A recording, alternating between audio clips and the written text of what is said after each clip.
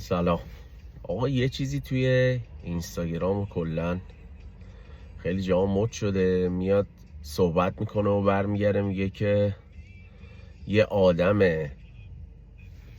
بددهن ساده خیلی بهتر از آدمیه که با سیاست دروغ میگه. اصلا کاری به مقایسه اینا نداریم، ولی در کل طرف صحبت من با اون کساییه که در پوشش عصبانیت هر غلطی رو دلشون میخواد میکنن و به اسم بی احترامی که من دلسوزم و این کارو میکنم و اون کارو انجام میدم، ولی تو بلد نیستی ببینی، ولی من اجازه دارم هر فحش و هر بددهنی رو به تو انجام بدم. اصلا هم چیزی رو نداریم. خیلی اوقات این باعث میشه که شما اجازه ندی خیلی از مشکلاتتو مطرح بکنی، به خاطر نحوه برخورد، به خاطر عصبانی بودن، به خاطر جر و بحث اضافه، به خاطر بی‌تربیتی. پس بنابراین هر چیزی باید تفکیک سازی بشه و مطلب خودشو جوری بیان بکنی که اصل مطلب رو بیان بکنه.